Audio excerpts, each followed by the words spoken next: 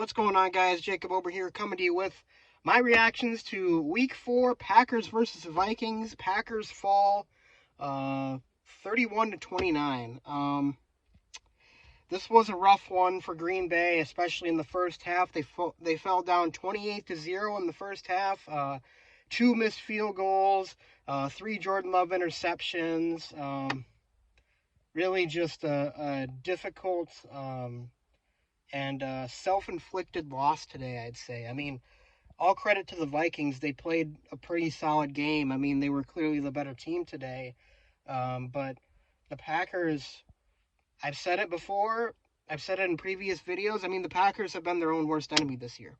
They've been their own worst enemy. They consistently make unforced errors. I mean, the Tucker Kraft fumble, they were down 31 to 22 with plenty of time on the clock. I think there was over 4 minutes left. Tucker Kraft tried to get an extra yard or two, ended up fumbling the ball when he could have easily just went out of bounds there. I mean, that was really when the game ended. I mean, at that point, you couldn't use timeouts anymore. You had to stop them, and just to have a chance at getting a touchdown, and then you needed the onside kick. That one hurt. And Jordan Love today, a mixed bag. He had some really, really impressive throws, and some really, really difficult to understand decisions too. The three interceptions. It was kind of ironic because he showed up in the Brett Favre jersey and he played such a Brett Favre game. Such a Brett Favre game. He threw for 389 yards and 4 touchdowns. I mean, 389 yards is by far the most he's thrown for in his whole career.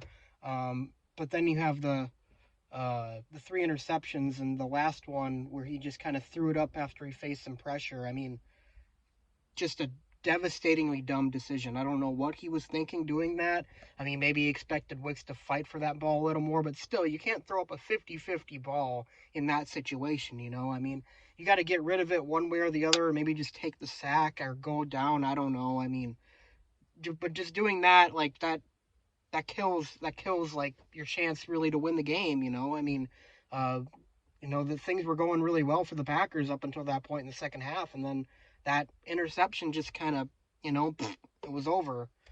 But clearly wasn't 100% today either. I mean, the knee, the MCL sprain was definitely affecting his throws a little bit. You could see that he wasn't, stepping into it really. He wasn't driving the ball. He was kind of like, fluttering it a little bit.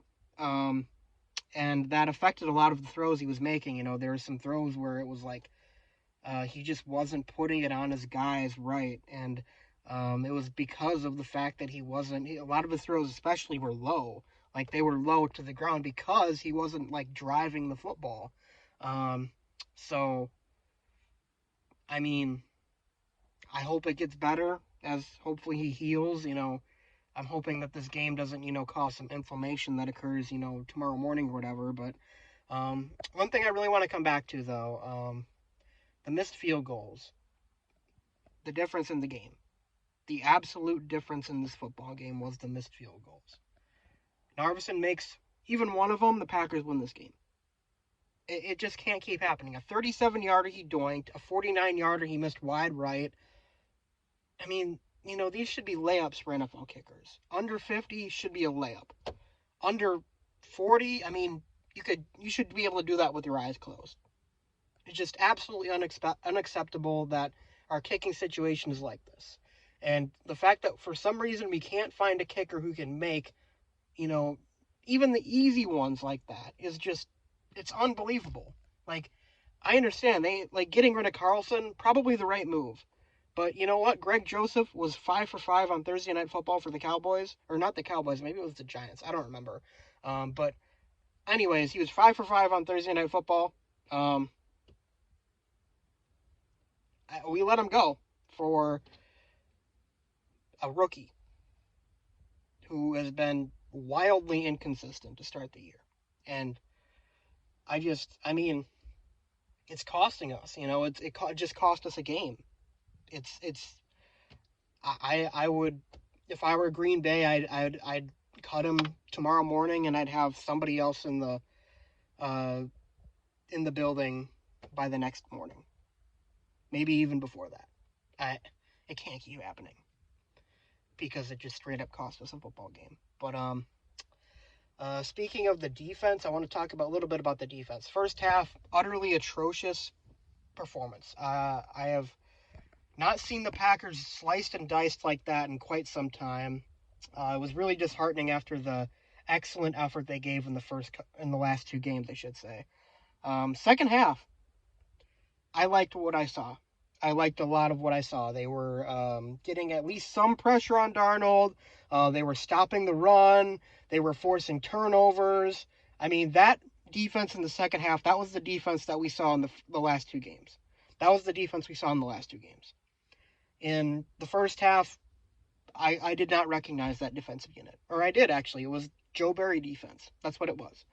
Second half was Jeff Hafley defense. We need to see more of that second half Jeff Hafley defense. Held them to 3 points. They played really, really well. And that was encouraging. And all things considered, the fact that the Packers only lost this game by 2 after being down 28-0, that is, for me, a sign of encouragement. I am happy with that, all things considered. I think it could have been way, way, way worse. Way worse. And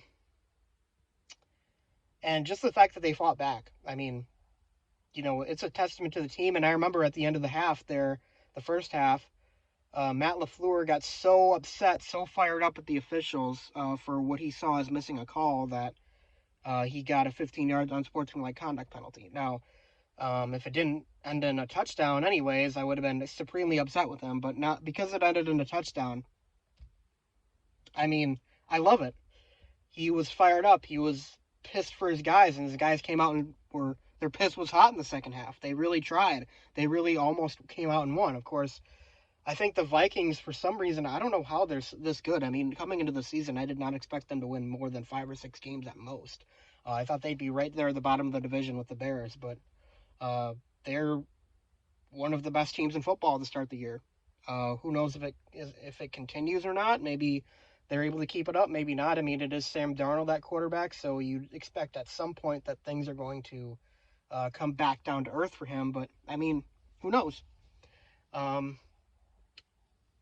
like I said, all things considered, second half, very encouraging, and lots to take away from this game. I think the Packers learned a lot about themselves in this game, and I think that if they take this performance in stride and they learn from it, build on it, that they're going to be they're going to be just fine. They're going to make the playoffs again. They're going to have a good chance at winning the division. They just have to move on from this. They have to take what they learned, and they have to come back next week and get a win in LA. Number 1 on the priority list. But anyways, guys, that's all I got to say in this video.